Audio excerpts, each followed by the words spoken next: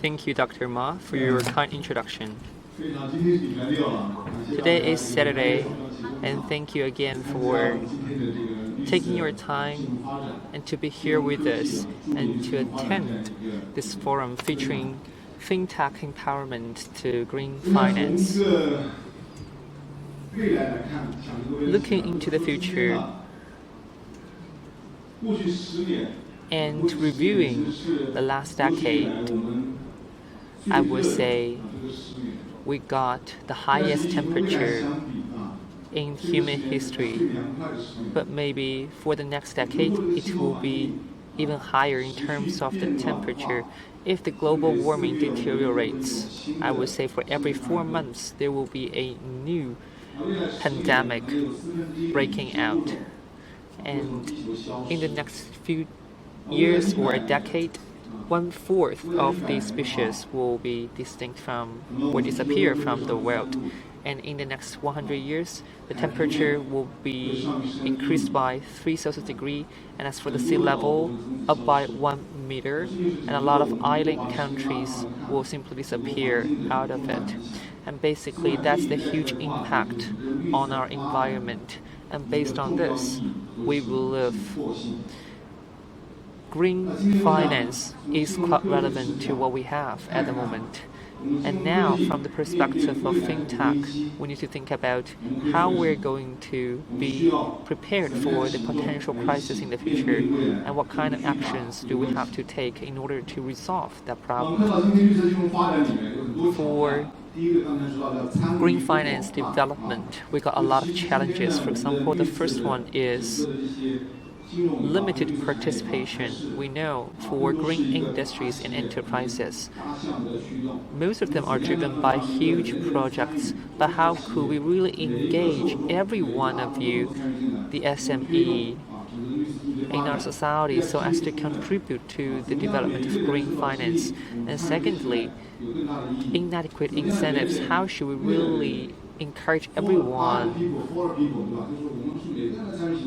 to do that, to do things for the people and by the people and deliver benefits to all the stakeholders? And also we got incomplete trust mechanism here, as mentioned by Dr. Ma and Mr. Wang.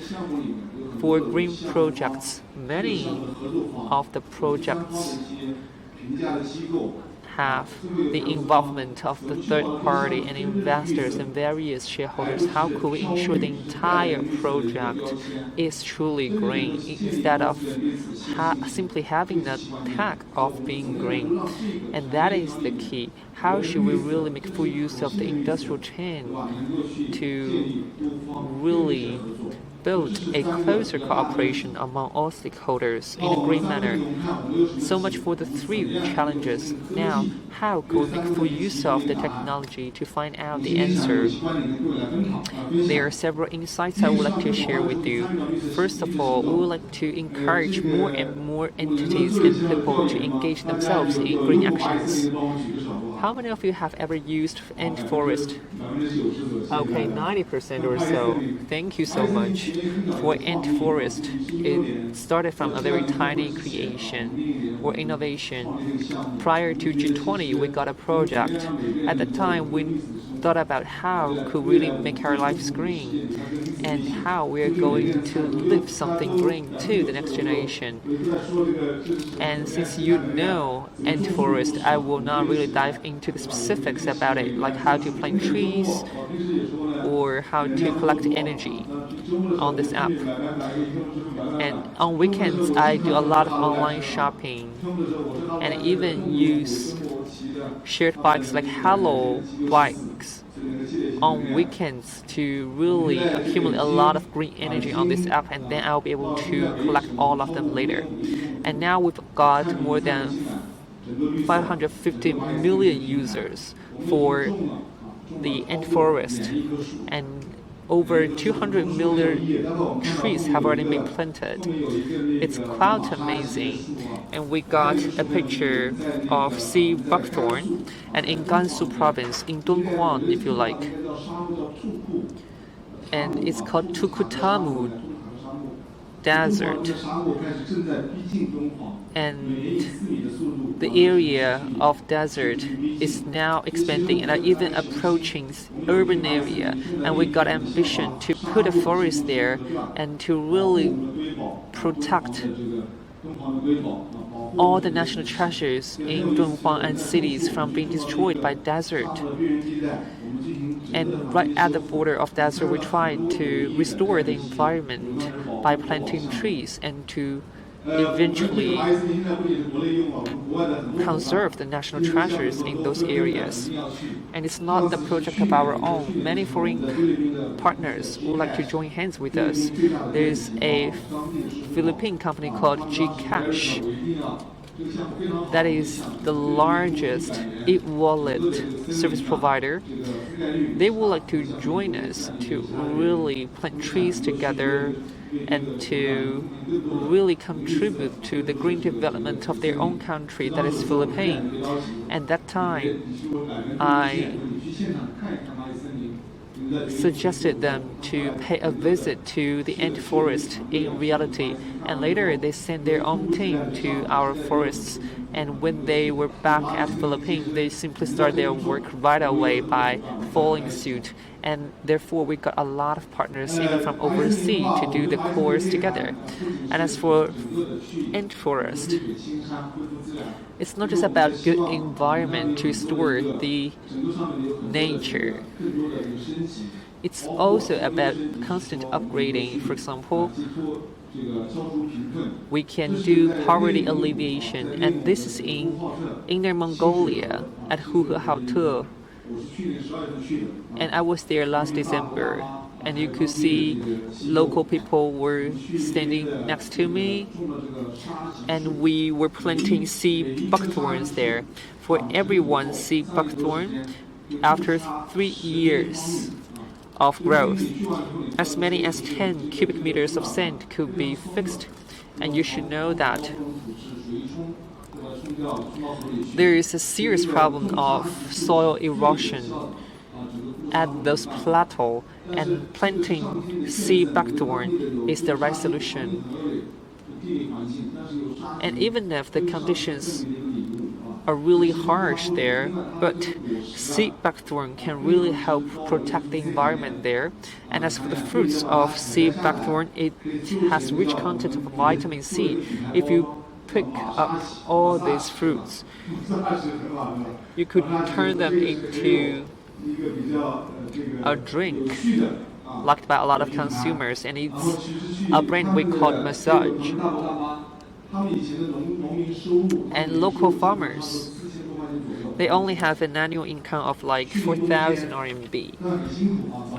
And every morning, they needed to get up very early, even in freezingly cold winter, to pick up the fruits and then to put them into plastic bags and then deliver them to factories for further production. You can see that in the morning they simply try to sort out all the fruits.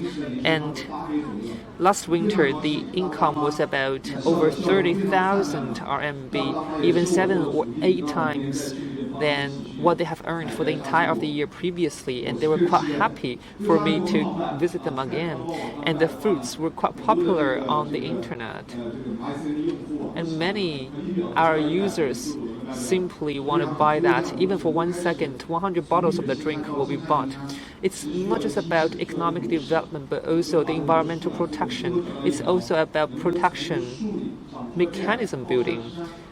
We need to focus on the trees, the rivers, the mountains, the large environment as a whole, and then with digital platform in the first place, we'll be able to sell all the natural products to every single one of you. And after we got this business model, we find the right way of sustainable development and create greater value. And you can see this is another of our co-worker, and I call him Fan Zhouling. And last year, we were awarded by the UN as champions of the Earth Award, and we were there at UN, and some of my co-workers were delivering speech there, and this was one of them. At that time, UN was trying to promote the 2030 development agenda. There are a lot of SDG, and one is related to environmental protection. At that time, we would like to sponsor a project to call on every single young man to contribute their wisdom and technology and to really find out the right way to develop green finance. And for our co-workers, they were at the time promoting waste classification in China. And all you need to do is to open up the mini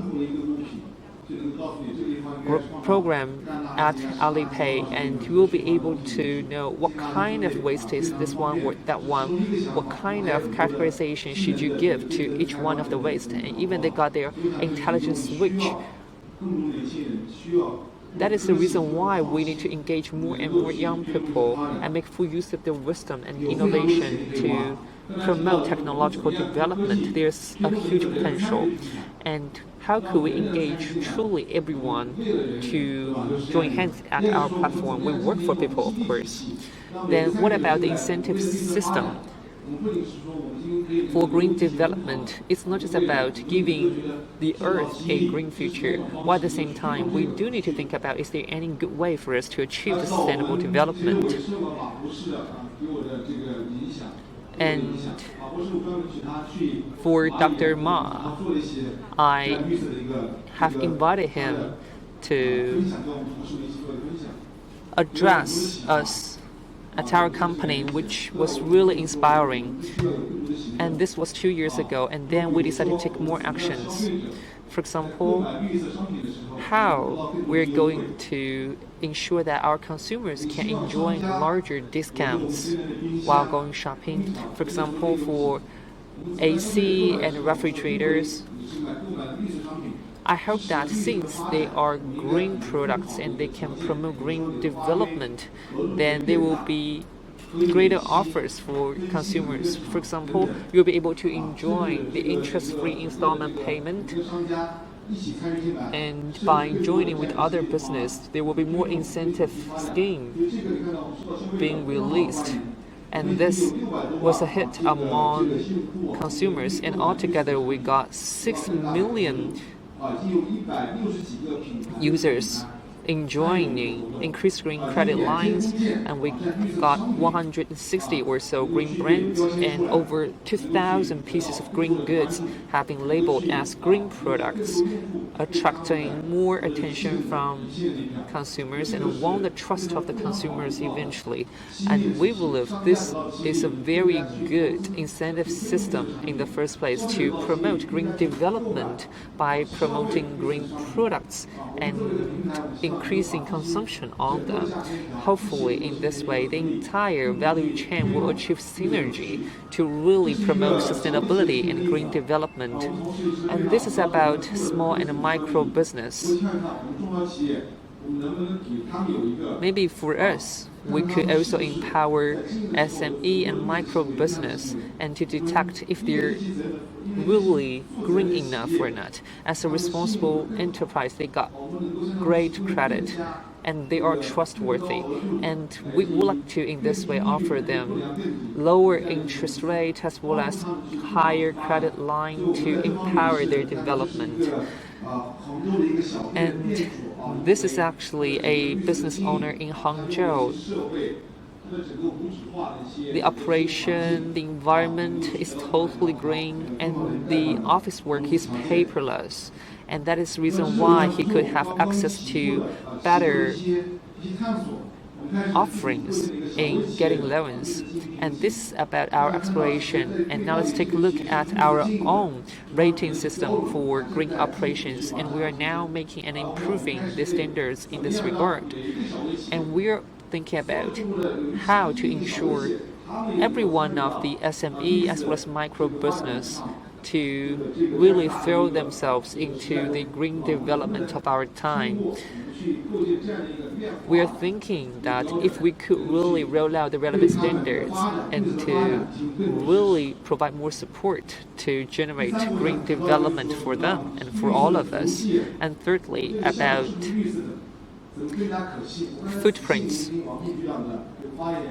According to Mr. Wang's speech, we got a lot of institutions and reports to do the monitoring and detection work. But in our time, we can make full use of the technology. That is blockchain technology. For this technology, it can help us to build a very good and trust-based circulation to ensure all the relevant parties can engage themselves in the process. And as for green loans, we need to see if the project itself is truly green, partly green, is it green for the entire life cycle or not? And as for investors, how could we be even more confident about the greenness of the project?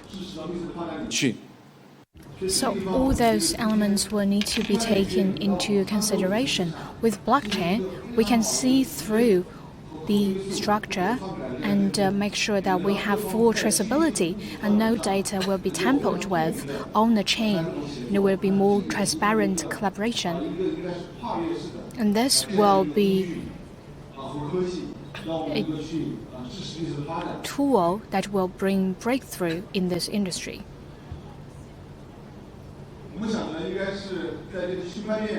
And also,